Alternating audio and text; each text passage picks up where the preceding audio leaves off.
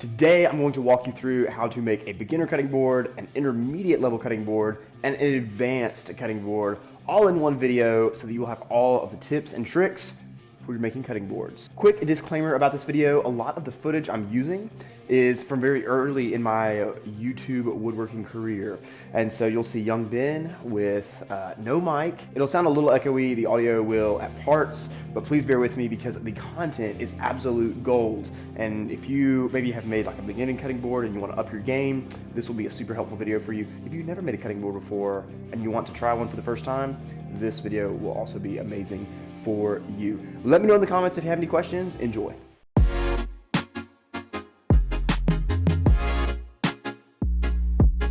We're gonna make this board out of black walnut and a little bit of maple highlight.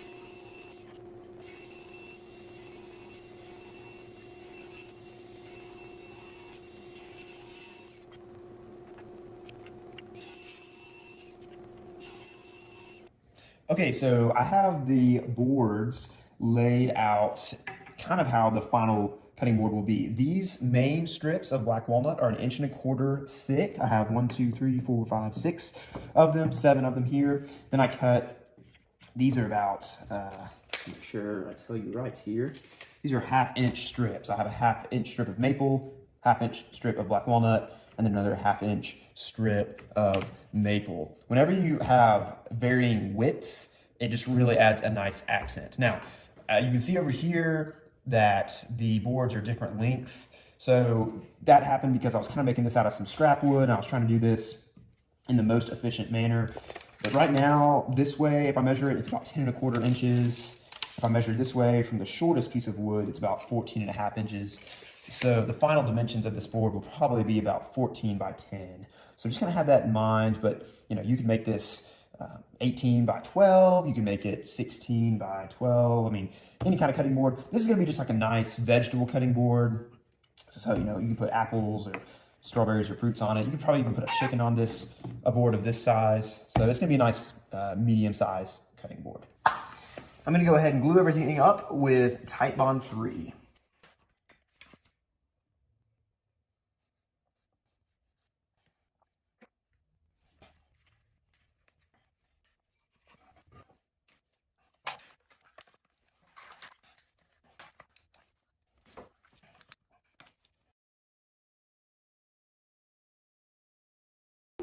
So right here, I'm planing down this board and I'm going very light passes. I'm really turning the knob at the top of my planer about a 1/4 turn, which takes off only about a 32nd of an inch at a time. You don't want to get too aggressive or get in a hurry. So this is what your board looks like. We've got it planed down on one side, and on the other side, I haven't planed it down yet. What I want to do first is check and make sure that this board does not have any warp or wobble. So I'm gonna put this board on a surface that I know is flat. In this case, it's my table saw. This is the most true surface in my shop. And I'm gonna go to opposite corners. I'm gonna put pressure, and I'm looking to see if there's any kind of rock. Now, there's not in this case, so we're good to go ahead and plane the other side. Remember, when you're planing, you're gonna cut this side down to mirror what the bottom side is. So if there was a warp on the bottom side of my cutting board, when I plane the top, there will be a warp on both sides, or there might be wobble on both sides, or a twist on both sides. So the bottom is true, and so now I'm good to plane the top.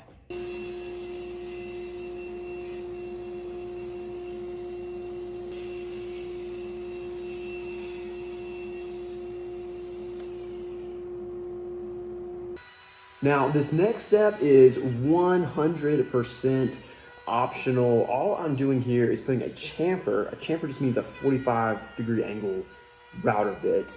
And I'm putting it on the top and bottom of this cutting board. What I've found is that when you can add just a few small design elements, it will help your cutting boards sell for much more. And really, it's just about 5 minutes, if that, of extra work. So if you don't have a router, that's totally fine. I'm obviously doing this with a palm router. I don't even have a router table with dust collection. That's why I'm outside. But This will really, really help your cutting board sell and just give it a nice design touch. All right, so I just sanded this down, and I'll probably sand this, put a coat of finish on it, sand it again, and then put one more coat of finish on it. But I use Watco Butcher Block, not sponsored. I just have always used them for my cutting boards and charcuterie boards. In a second, you're also gonna see me use these little plastic triangles. And what these will do, these are a great buy on Amazon. I'll leave a link in the description. This will cut your finishing time in half, because instead of having to finish one side, wait for it to cure, flip it, wait for that to cure, you can do both sides at once. These things are so small, they don't leave any kind of dots on your cutting board.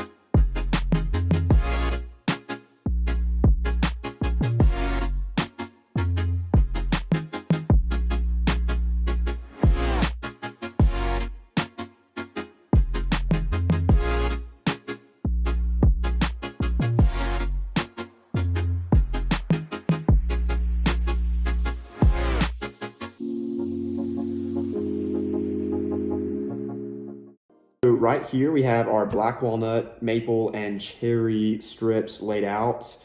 I like to usually pick one color that will kind of be dominant, or one species of wood that will be dominant. For this one, it's really kind of two. I have more black walnut and cherry, and I love the two colors of those two types of wood. A little bit of maple, so the maple will kind of be like highlights. You can also, of course, throw some exotic woods in a cutting board like this. I think it really, really makes the board pop. I've actually just reordered some exotic woods, so I don't have any in the shop right now, but for demonstration purposes, I'm just kind of going on with this. What I'm going to do now is mix up all of these boards into the order of the glue up. Now, in just a second, I'm going to tell you something very important about this glue up that will impact the way your final cutting board looks, but more on that in a second.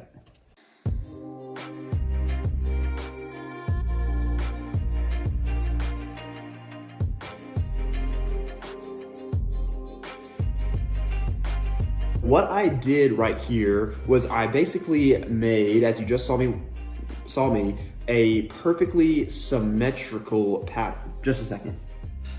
If you look at the pattern I just made, we have black walnut, cherry, black walnut, maple, cherry, black walnut, cherry, maple. Maple is the center, and it's symmetrical based off this. Now, what I'm going to do before the glue up is I'm going to pull this piece of black walnut. Now you might be thinking, whoa, what in the world? It's not symmetrical now. That's how we want it to be. It's gonna make sense later. Just keep watching. If I explain it now, I would not do a good job of explaining it, and you'd be like, huh? But basically, we don't want this to be symmetrical. Now we're gonna go ahead and go into the glue up with Titebond 3.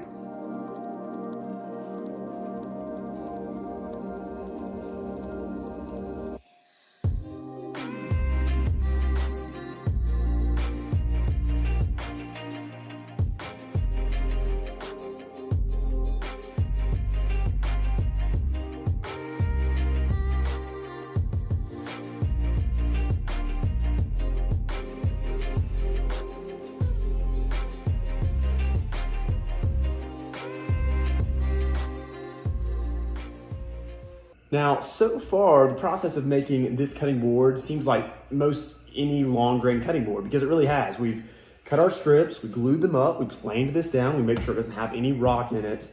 But what we're about to get into is probably the most important part of this video, because what we're going to do, it's going to seem like, oh my goodness, we're messing up the entire cutting board. But that's what makes in-grain cutting boards so valuable. There's just a whole other step in the process of creating them, but I really think it makes it worth it. So what we're going to do next, I'm going to trim up some over here on the table saw, and then you're going to see me start to cut this board into strips perpendicular to the direction of our boards. So we're going to go ahead and do that now on the table saw.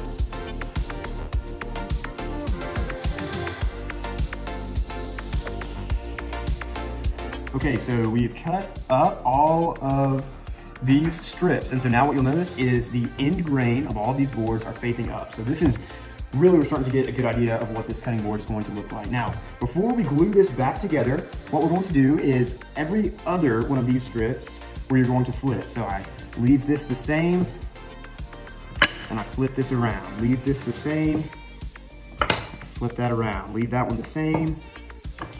This is my favorite part of making these cutting boards. Flip that one around. Same, around, same, around, same. If you get mixed up, just look at the end. Remember how we left those ends asymmetrical? So now what we have is black walnut, cherry, black walnut, cherry, black walnut, cherry, etc. And it matches on this side as well.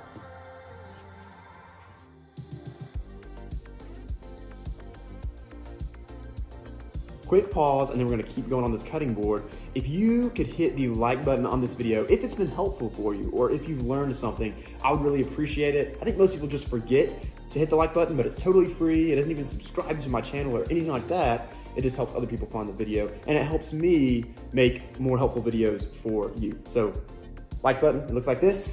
Let's keep going. Now for this glue up, we're going to use Titebond 3. It's waterproof glue. Anytime you make a charcuterie board, a cutting board, anything that could come in contact with water, just go ahead and use Titebond 3. It's a little bit more expensive, but I think it's worth it, and this is not sponsored.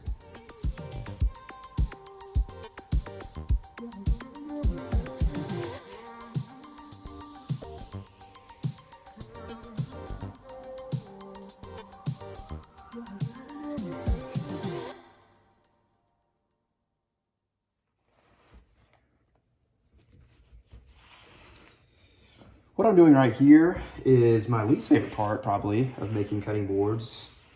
Well, there's always sanding too, but I'm basically getting all the glue, or not all the glue, but a lot of the glue off, a lot of the squeeze out. You want to have squeeze outs, so don't feel like I put too much glue on necessarily, but you don't necessarily want the squeeze out to dry on the board. So this isn't necessary, but this will make planing a little bit easier in the next step. So I'm just like, the glue's got to come off anyway, so take it off while it's wet. Okay, the Titebond 3 has cured, and I have taken this cutting board out of the clamps. What we're about to do is plane this board down. Now, some people are anti-planing end grain.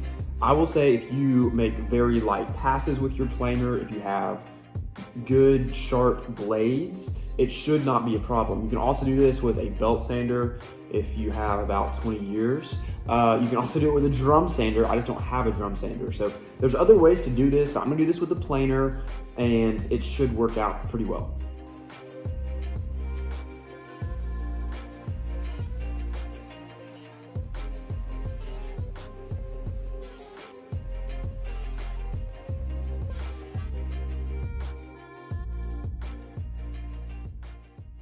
If you've never seen this before, it probably looks like a really crazy setup. What I have is this cutting board, and I have it clamped into this jig right here.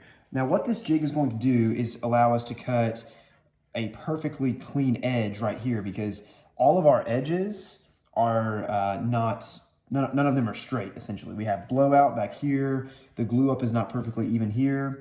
So this is essentially going to allow me to reference this edge of the perfectly straight plywood to this cutting edge of the cutting board here.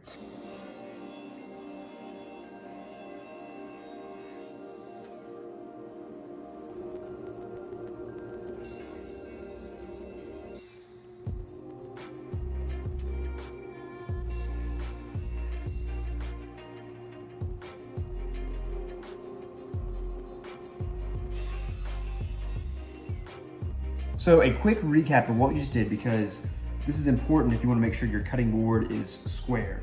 We used our jig to clean up one edge. Then we referenced this edge against the fence to clean up the opposite edge. Then using the same edge, the same long edge, we used our miter gauge set at 90 degrees to trim up this side and this side. And just to check yourself, you can take a square or a 1, 2, 3 block. I can make sure, hey, this is 90 degrees. Come to the opposite corner and see that that's 90 degrees. And if I remember in geometry correctly, 90 degrees on this side and this side means that it is perfectly square. Right here, what I'm doing is using my palm router to put a chamfer on the edge of this cutting board. I'm not going too deep, just something to give a little bit of an accent. And I'm doing this on the top and bottom of the cutting board. We have put our chamfer bit on this cutting board, and so now we can get into the sanding and finishing of this board. Since this planing came out pretty nice, I'm gonna go ahead and start with 120, then we're gonna go up to 220, and then finally end with 320. After that, you're gonna see me go ahead and put the finish on this board, then we're gonna go 220 and 320 again to knock down that grain. And then we'll put one more coat of finish on the board.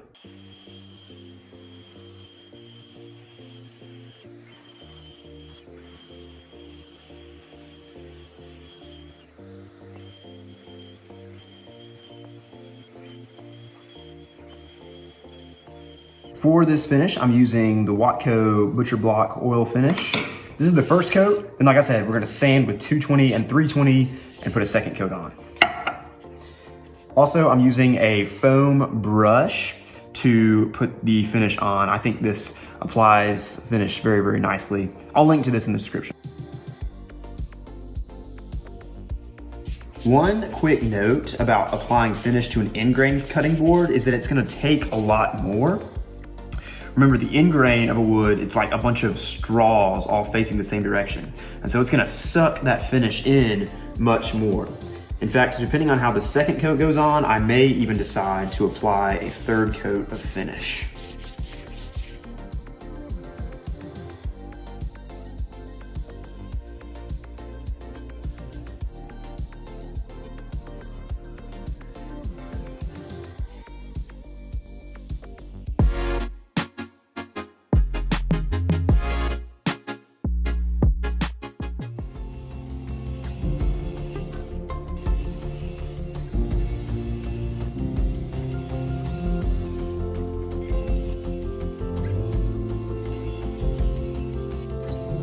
Right here I have maple, cherry. This is some kind of exotic. I don't even know. If you know what this is, let me know in the comments. I had some scrap of it, and I know it's exotic. It's something. Hadouk and black walnut. So what I'm going to do now is mix these up in a pattern that I like. This pattern does not really have to be symmetrical.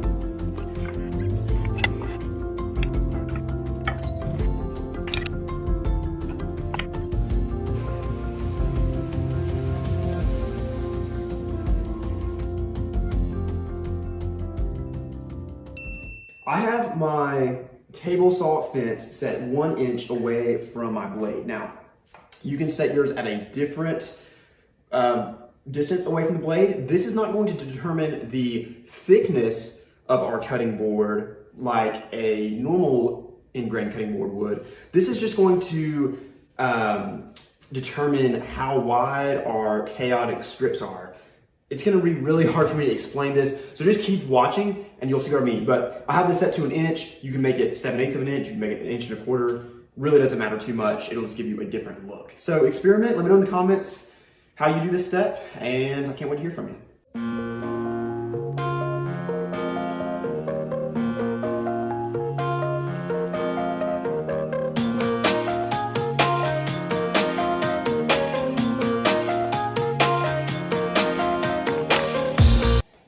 Okay, so I made a mistake. So I told you that I was setting this fence an inch away from the blade, which is true, and I started cutting my strips over here, and they're looking great, they're looking chaotic. But the problem is, in the next step, what we're going to do is turn these and glue them up this way, which, as you can see, maybe, it's a different thickness. So that's a problem. I think the way that we can fix this, though, is by adjusting our fence, because I still have some that I haven't cut.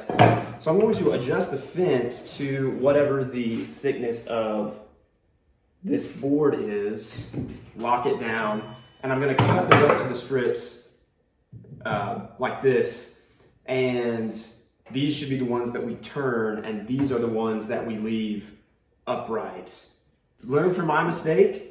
Make sure whatever the thickness of your final planed board is, that's the width of strips that you need to cut like this. So we're gonna keep going and we're gonna see how this turns out. This was not planned. I have no idea. I have no idea how this cutting board's gonna turn out.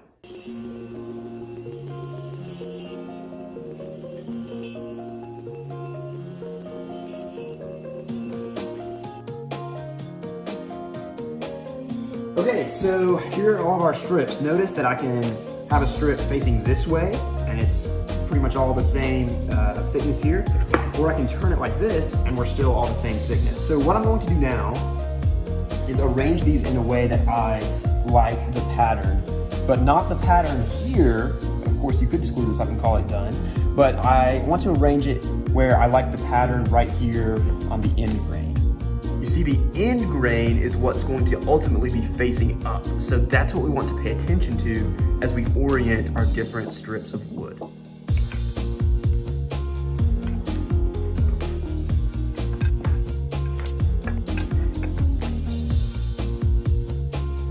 So only looking at the end grain, this is a pattern that I really, really like. So we're gonna go ahead and glue this up again with Titebond 3.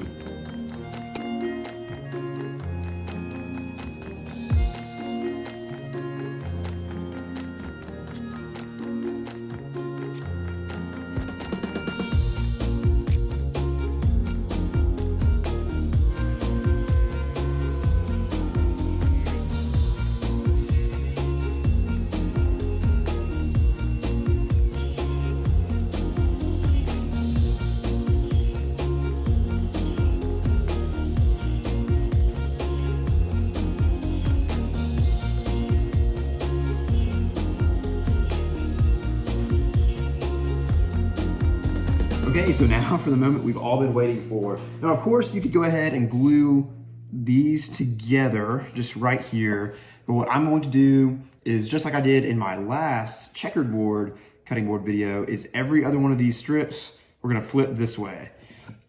And we're gonna see what this looks like. Makes it a little bit more chaotic. Goes there, this flips. That goes there, this flips, and so there it is. I think that's pretty cool.